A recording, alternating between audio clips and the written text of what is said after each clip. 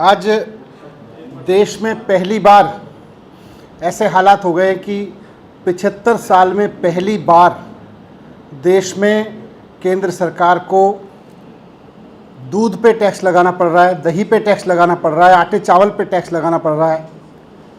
गरीब आदमी अपने बच्चों को दूध पिलाए उस पर भी टैक्स लगाना पड़ रहा है।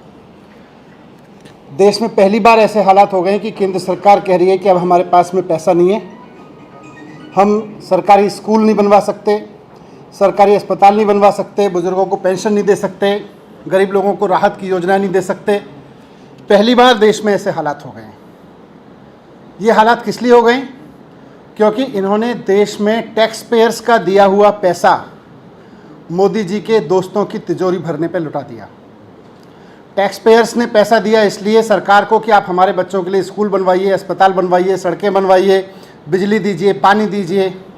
लेकिन टैक्स पेयर्स के पैसे को इन सब पे लगाने की जगह इन्होंने मोदी जी के दोस्तों की तिजोरी भरने पे लगा दिया।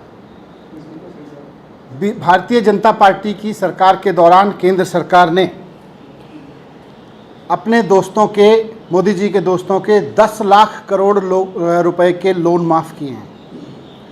5 लाख करोड़ रुपए का टैक्स उनका माफ़ किया है।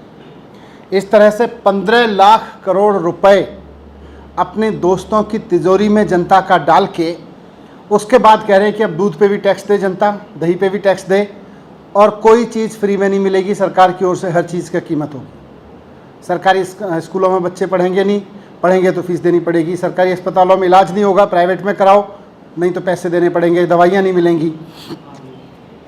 जब इनसे पूछा जाता है कि ऐसा क्यों हुआ, 75 साल में देश के इतिहास में पहली बार ऐसा मौका क्यों आया कि ये कदम उठाने पड़े, तो ये फिर इधर उधर की बात करने लगते हैं।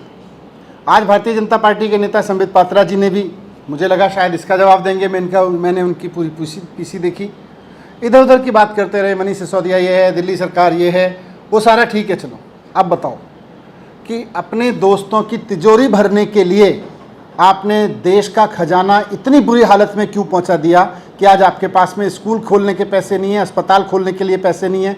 आप कह रहे हैं कि दूध दही पे भी टैक्स लगेगा लोगों के। इतनी बुरी हालात में देश की अर्थव्यवस्था को क्यों पहुंचा दिया? आज आपके दोस्तवाद की वजह से, आज प्रधानमंत्री जी के दोस्तवाद की वजह से आज देश की अर्थव्यवस्था पूरी तरह से बर्बाद हो गई है।